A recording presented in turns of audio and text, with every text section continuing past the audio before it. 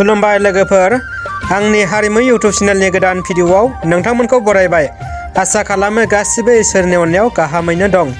लोगोसे दिनैनि बे गोदान भिडिअखौ अन्नानै जोबजासे नायलांदो। दिनैनि गोनांथार मोननैसो बर' रादाबखौ नायलांदो लोगोफोर। गिबि रादाबाव दं बिटिसिनि गाहाय मावफुं सोद्रोमा मानगोनां प्रमद बर'आ क'क्राझार सोहोराव बर' आइजोफोर खमला फालांगि खालामनायखौ थुलुंगा आरो फिसा हेफाजाब खालामदों। बिथां चिफ प्रमद बर'आ गांफा साथा होनानै थुलुंगा होदों।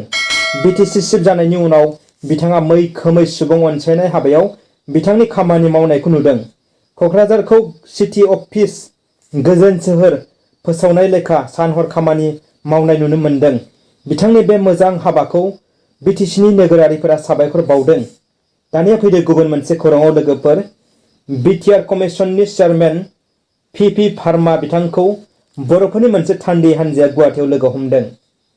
बे हानजायाव बारग' एमपि सानसुमा खुंगुर बैसुमतियारि, बारग' एनडिएफबिनि आफादगिरि बिसावरायगोरा, एनडिएफबिनि दैदेनगिरि धीरेन बर', दावराय देख्रेब नार्जारि बिथांमोना बिटिआरनिफ्राय गामि दाजाबनाय आरो दानख'नायनि सायाव सावरायदों होनना मिथिनो मोन्दों। बिथांमोना बिटिआरनिफ्राय गामि दानख'नायखौ होबथानो राहा लादों मानोना बे आयदायाव बिपिएफ राजखान्थि दोलोआबो गोख्रों हेंथा होगासिनो दङ।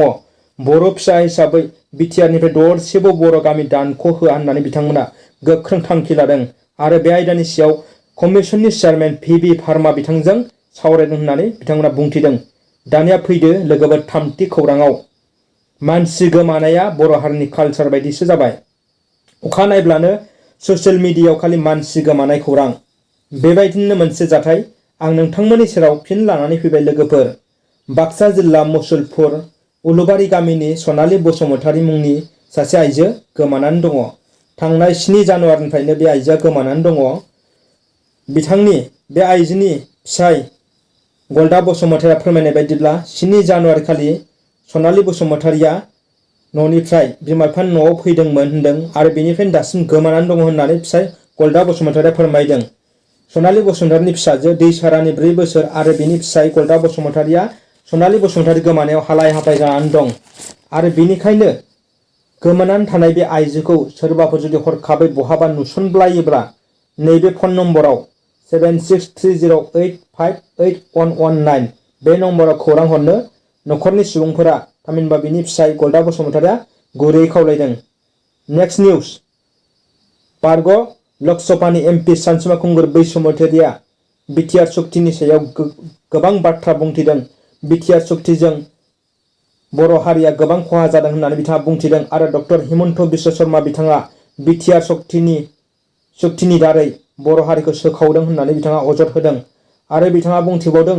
सानसुमा खुंगुर बैसुमतियारि बिथाङा खौरांगिरिफोरनि सिगाङाव बुंबावदों दि बिटिआर एकर्डनि गेजेरजों जुदि बिटिआरनि माबा मोनसे गामिखौ दानख'योब्ला बिथांमोना गोख्रों हेंथा होगोन होननानै काउन्टार होदों आरो सानसुमा खुंगुर बैसुमतियारिया बुंबावदों दि गोनां जायोब्ला बिटिआरआव थामहिनबा बड'लेण्डआव सनितपुर, ढेकियाजुलि, बिश्वनाथ आरो लखिमपुरसिम बारायगोन होननानैबो बिथाङा बेफ्रुसार बिबुंथि होदों।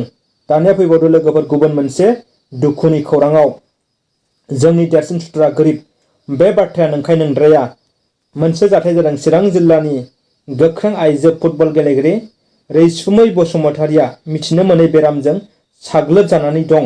न'खरनि रांखान्थि हालोदा गाज्रिलाय मोजां फाहामथाय होनो हायाखै।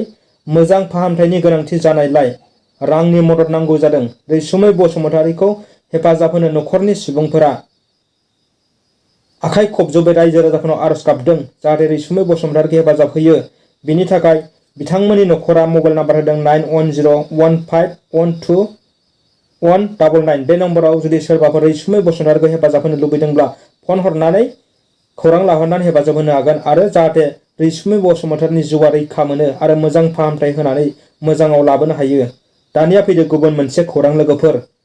नगावआव हरखाब लामानि जाब्रबथायजों जायगायावनो 2 सुबुंनि जिउ खहा आरो 7 सुबुंनि गोब्राब जखम। बिथांमोनाबो थागोन थाया बुंनो हाया।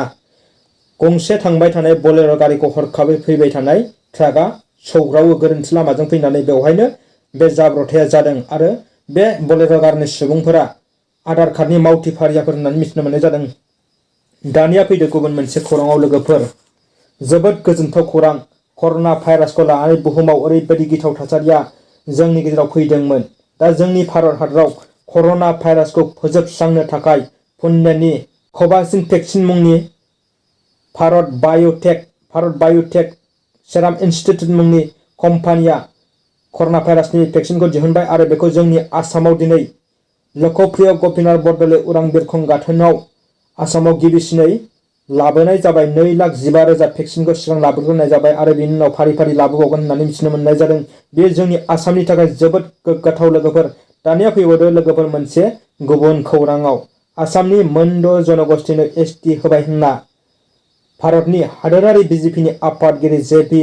नाड्डा बिथाङा थांनाय माखासे सान सिगां आसामाव दावबायनानै सिलचराव बे बाथ्राखौ बुंथिनायनि उनावनो आसामाव गोबां हांगामा सोमजिदों।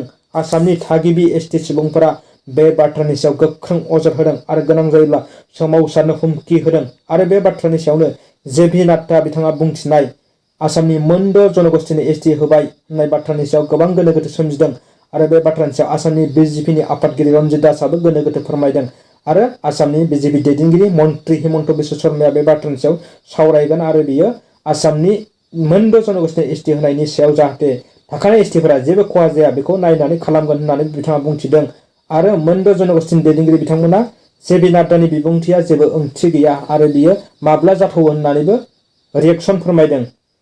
दिनैनि रादाबा बेनोसै लोगोफोर। जायफोर आंनि चेनेलखौ साबस्क्राइब खालामाखै अन्नानै खालाम। लोगोसे बे भिडिअखौ लाइक कमेन्ट होनो दाबाव। रादाबाव जुदि माबाफोर गोरोन्थि जायोब्ला अन्नानै निमाहा हो। गोजोन्थों।